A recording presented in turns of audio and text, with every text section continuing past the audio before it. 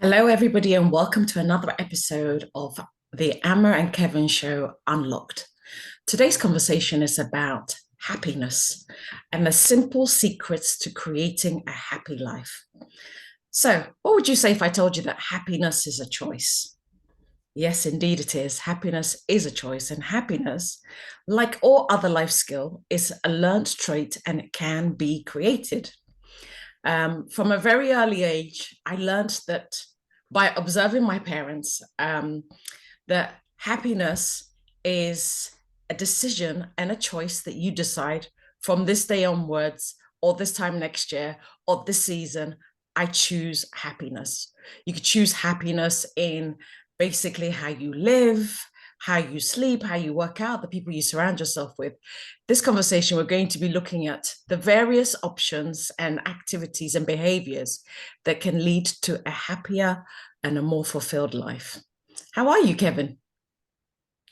I'm excellent. Thanks for asking. How's everything with you? Not too bad, not too bad. Excellent. So, Yeah.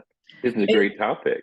yeah, it's the most wonderful time of the year, as the song goes. We're stepping into the season of created happiness. And I want Yeah, to start by exactly. asking you, Kevin, what is your personal definition of happiness? I think for me it's a number of different things combined into one. Like I think it includes contentment and being, happy in the place that you're at and feeling fulfilled. Um, you know, it's kind of where being in a place where you actually feel like your whole self and you're not you're just enjoying and being able to enjoy the people around you and the life that you're living and, what you have and you're grateful and you're thankful for all the things that are going on. I think it's an overall feeling of just general contentment and satisfaction, Mm, really, for me. okay. So, overall, would you say that you're generally happy and genuinely happy? Yeah, I would say yes. Like anybody else, you have good days and bad days and you struggle with things. But in general, I am a pretty happy person. Mm, Like I really appreciate the life I have and the fact that I'm alive and the people that are in it. Um, the things that happen to me, happen for me, all of those things. I think in general, I'm a pretty well-rounded, happy person. mm. I would say the same, that generally I'm a happy person, but I have to also Yeah, admit that I struggle with happiness and I have to make a real conscious effort to make sure that I'm doing things and focusing on um, creating opportunities for Mhm. my day to engage in happiness. So I for think me, that's true. Yeah. as a mom, for example, I'm noticing that I don't know, as much as I love cooking, I don't want to cook 3 times a day, 7 days a week. That's That a used challenge to just to make me figure out happy. what to That cook, doesn't make me happy. I'm right? not happy. I told you this last week, and I'm not. I love living in a super clean, neat home, but I'm not Yeah. happy with the amount of laundry that goes around here and raising kids. But so I've learned also that happiness is not about the feeling of happiness. It's Yeah. about the psychology of happiness, feeling like you're the master of your own life and you're designing and creating your destiny. And there's less pain and more pleasure, or the things that psychologically are moving you towards happiness. Sometimes happiness is also pushing yourself past your comfort zone. Like, I love going to the gym and I do enjoy the classes, but there are periods of the class that does not evoke Mm. feelings of happiness, but it's like a delayed gratification. So, Welcome to the real world, Emma. yeah. So, what are your thoughts around um, going through the rough to get to the joy, basically? Yeah, I think it's funny you should say that because yesterday was a really difficult day with things and just some changes I'm going through, and I'd gone through a lot of changes in the last year, and I had to come back to clean up some things and loose ends and things like that, right? And a lot of things I thought I had dealt with and managed to work through, and I realized when I was here yesterday that it just I I still had, you know, a few things that were obviously still kind of triggers, right? So it was a little bit difficult for me. But then, you know, after I had a conversation with you, but then afterwards, I also, you know, when I put it in perspective and I was thinking about it, I think it was more um it was just like because there was such a pile of emotional things happening. If I kind of, you know, realized that was going to happen, I probably would have looked at it differently, because as I was dealing with all of those things, it did bring back, you know, some very happy moments and memories of that. And that's like ultimately how I had to look at it. But I think, you know, that's a perfect example too of that you have to work at it, because it doesn't always just happen. And you can be in situations where, you know, you don't want to be, but you have to make your own.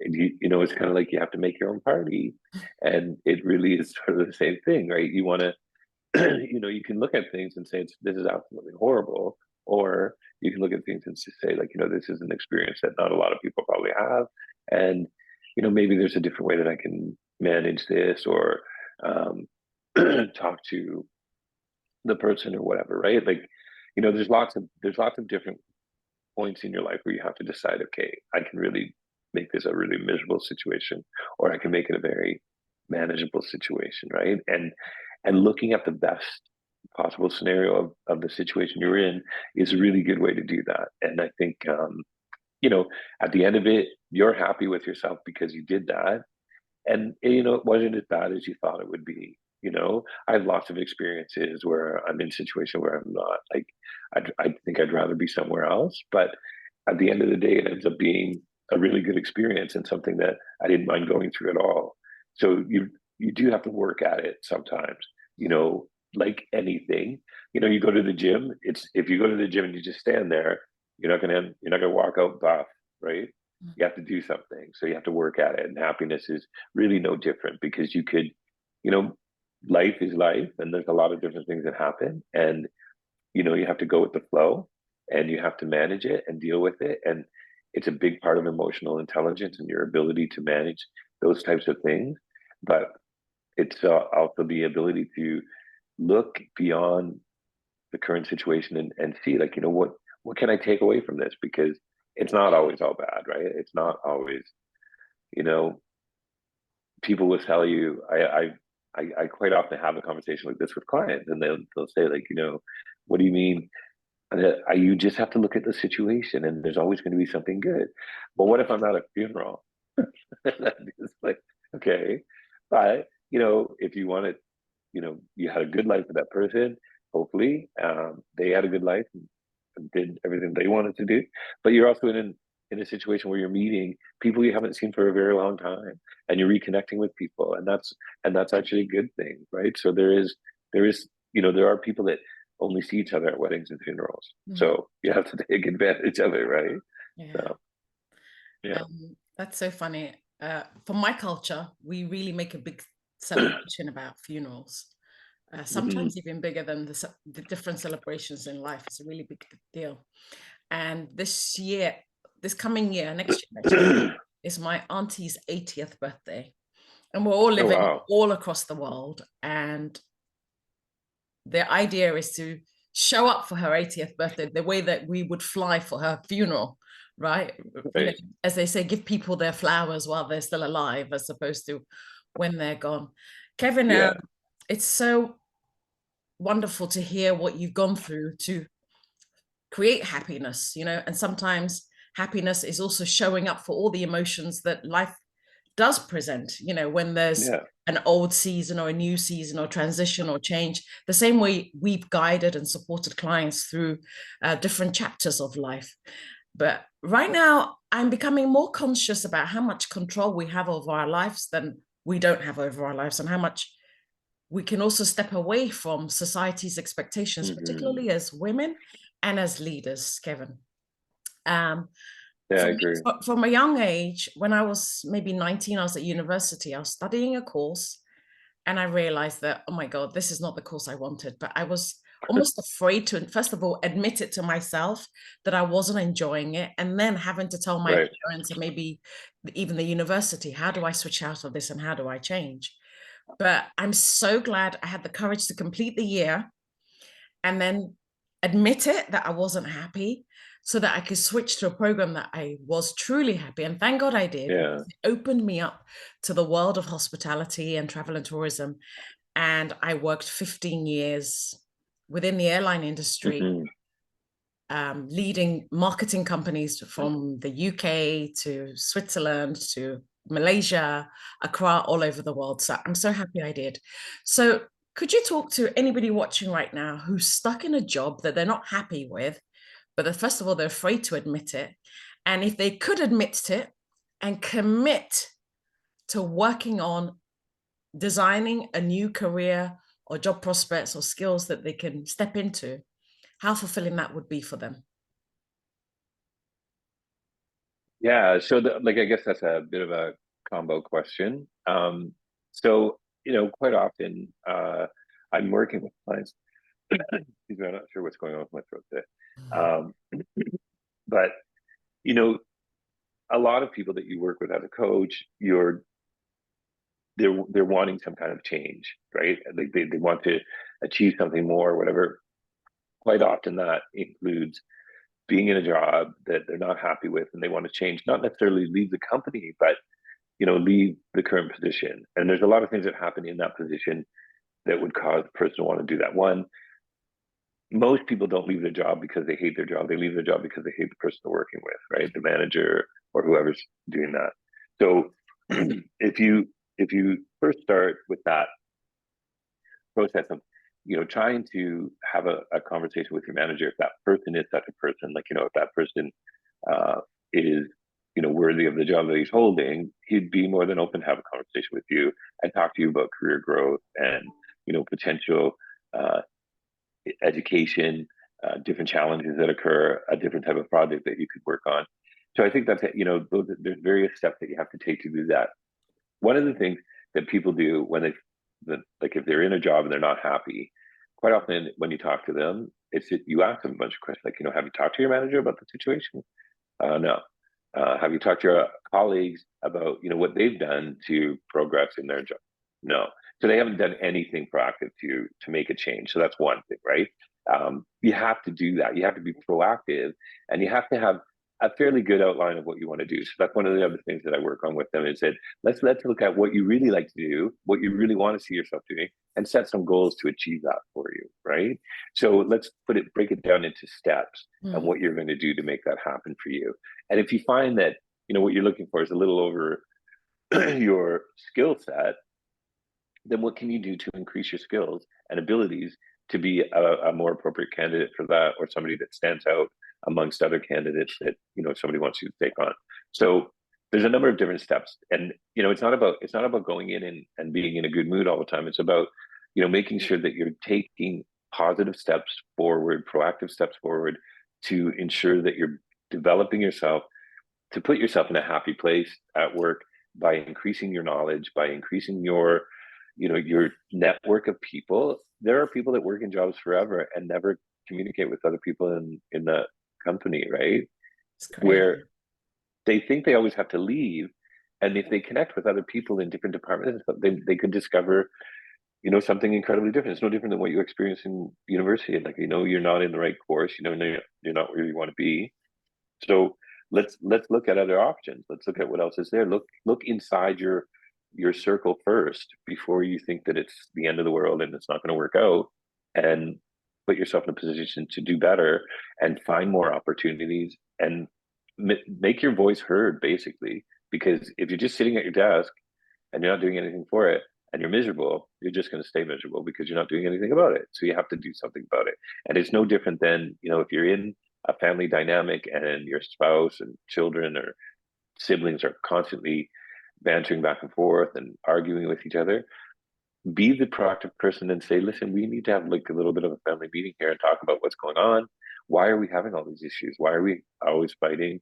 Why can't we resolve some of these issues? Let's talk about them and see what the root cause of them is and where they can go. Wow, Kevin, that's so valuable. Would that help? No, very, very helpful. And it's also, the advice is also transferable. in any discipline of life that you're trying to create happiness. I love that you, first of all, you're Yeah. talking about work and admitting it in your workplace, admit it in your relationship, admit it to the girl you see in the mirror looking back at you if you're not happy with your body, Yeah. admit it in your bank balance, if it's in your finances that you're not happy. And Absolutely. finding happiness doesn't mean you have to actually quit where you are. You can actually stay firm, take an audit, review what's going on, and try to assess right here in this corner, how can I Hmm. make it a lot better than what it is? What does that small Yeah. step look like? You know, because the success leaves clues, and there's something Yeah. always that you can do to improve that situation. So thank you for that. That was very insightful. Welcome. I have a question for you about leaders. Okay. How Okay. does a leader's emotional intelligence impact the production of a team?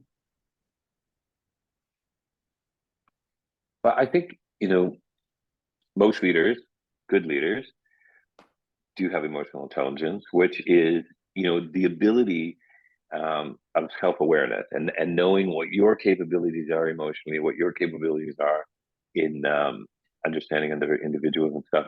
So you have a person who's a leader, and they should be or show signs of empathy Mm. and understanding. Um, They you should. know, yes, right. I did say should, for a reason, because there's a lot of people that are in jobs that they shouldn't be, right?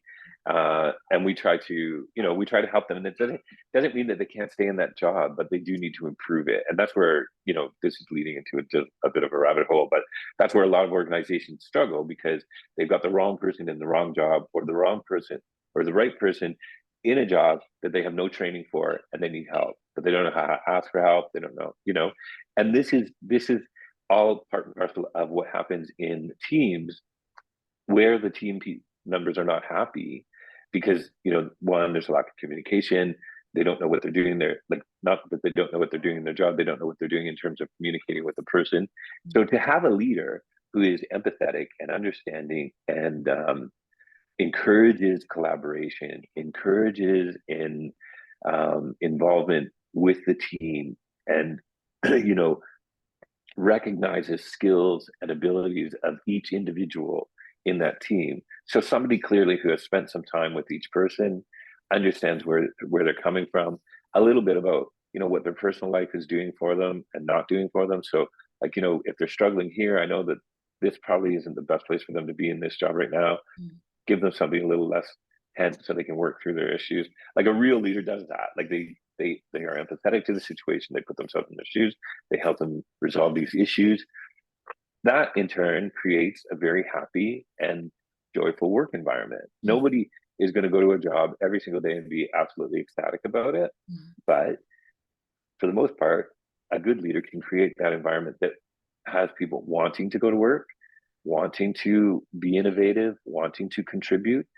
And as a leader, it's your job to do that. So some of the big things there is like having emotional intelligence, having empathy for others, fostering a growth environment, and having a sense of understanding of other people's issues and things like that, being a positive person.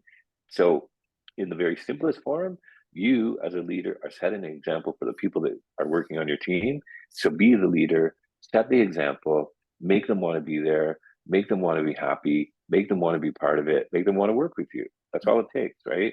It's simply making people feel the way that you want to feel. So Absolutely. that's it. It's making people feel the way you want to feel. Yes, But there are some leaders, Kevin, that they don't put themselves in that equation. Everything you said is completely valid, to be yeah, empathetic, make people happy, make them want to be around you. But they've got their own internal conflicts. So would you agree that leadership skill starts by taking care of themselves first and giving themselves what they absolutely. need first, so that they can show up and with a full Yeah. cup, so to speak, and be able to serve others? And that, yes, and that's another part of, emotional intelligence is, if you are emotionally intelligent, you know what your limitations are. So knowing that and being aware of that and being self-aware, you can ensure that you bring in the appropriate people to help you in your weak spots, right? Just like you're developing your team to make sure that they're all working in their strengths. You have that. Not everybody can do everything. You can't be a perfect person in every single aspect, right? But you have to be able to recognize where you fall short and where you need help and where, so if you have somebody that doesn't actually, I don't, it'd be very hard to work with somebody with no empathy. But if you have somebody that's struggling with that, perhaps they could bring somebody in almost just as um, a counselor type person, right? Sort of like a mediator kind of person in a capacity where people feel comfortable enough to talk to them, knowing that that message to them is going to go to the leader and they're going to somehow figure out how to make it work, right? Well, Kevin, we're all leaders, right? If you're leading a Yeah. family, if you're leading something in your community, we're all at one point or another taking a leadership role. And a lot of leaders struggle to ask for help or seek the support they need to be able to perform at the level that's expected of them. So if a leader's watching this right now and they struggle to ask for help, what would be that first most comfortable way for them to reach out for support, especially I to think you? there's I think there's a couple of different things. Like there's nothing wrong with asking for help, number one, right?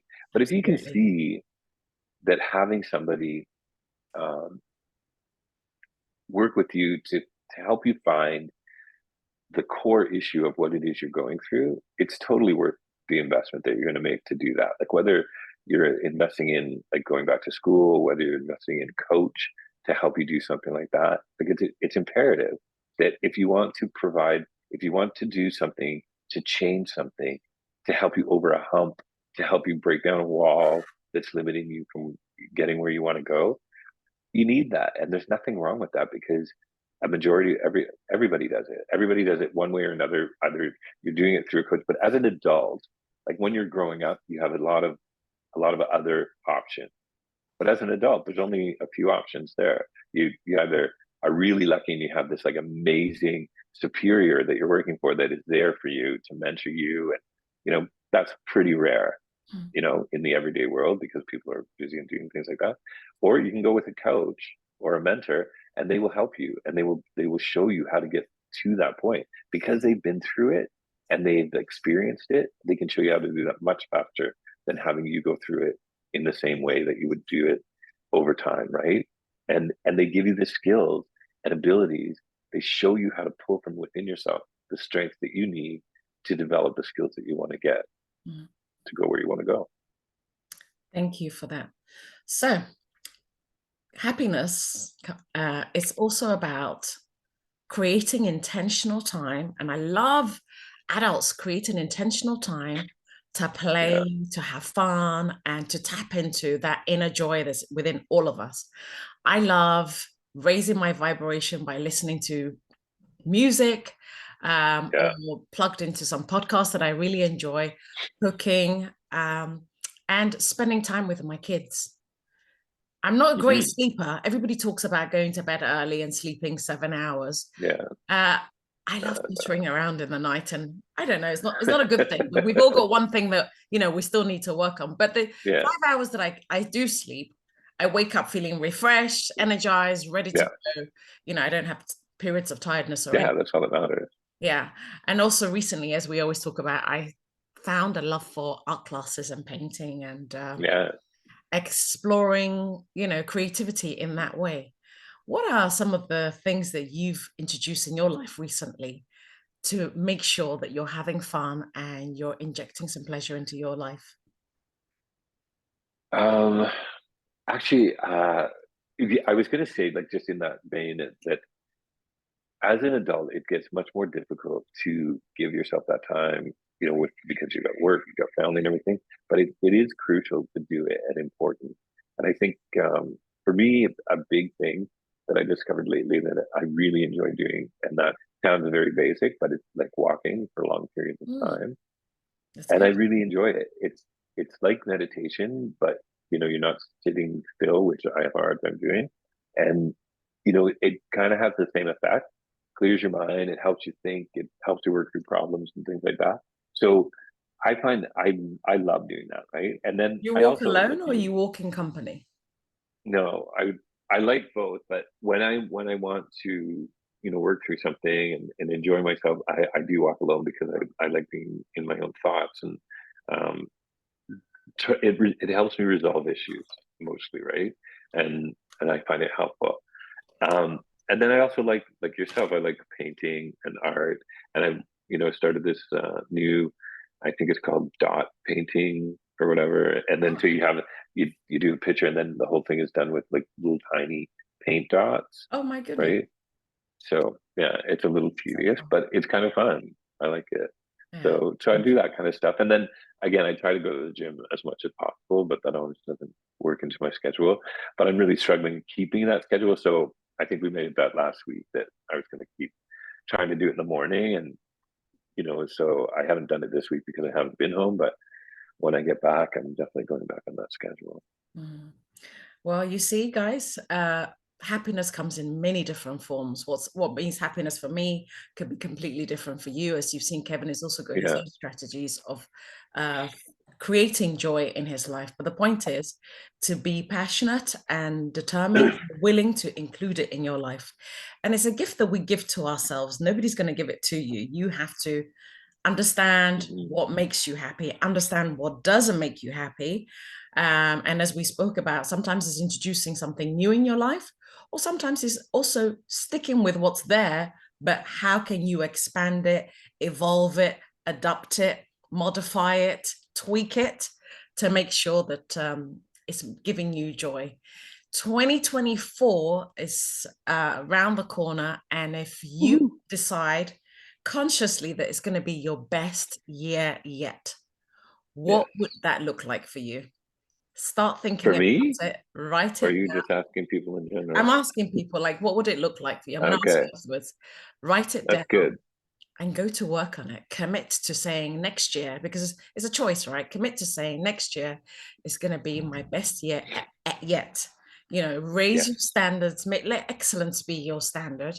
And if excellence is your standard, what do you look like physically? How's your health? How's your finances? How's your relationship? Relationships is the one of the top things to give happiness.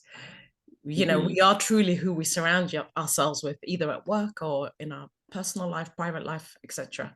So what are you doing to make sure that your relationships are a happy place to be?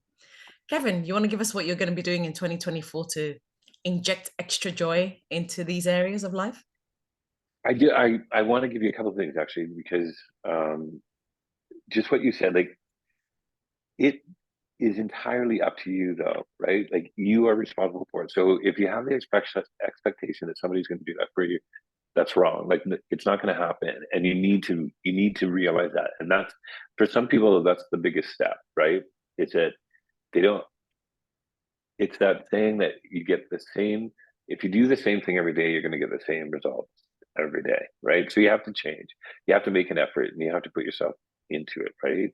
Um, I want to see myself travel more next year, and I Okay. want to see obviously my business grow more, and I want to see us do a lot more work together and team up on a few things. I think that would be fun. So Mm. that's where I'm going in the next 6 months. Amazing. Amazing. I want to keep working on myself, Kevin, because Always, yeah. whatever I work on myself, I'm able to give to my clients. And whatever I give to my clients, I'm also able to give to my business. These three Yeah. quadrants are very interrelated for me. Happy me, Mhm. happy clients, happy business, Yeah. happy me also obviously means my children and all the Yeah. relationships that mean something to me in my life. So this was a great conversation, and thank As you everybody always. for watching. I really, truly hope you reach out to us if you want to learn some more details about our specific strategies for happiness, because as we said, it's created, it is intentional, and you have to set that burning desire for yourself that make a decision Exactly. today that next year coming, I'm going to be the happiest, truest, most brilliant version of myself. And it start by you deciding today that you're going to do something about it. All right. That's right. Thanks, It starts everyone. Love today. you, Kevin. See you later, guys. Thank you, everyone. Don't forget to like and subscribe uh, to watch for more.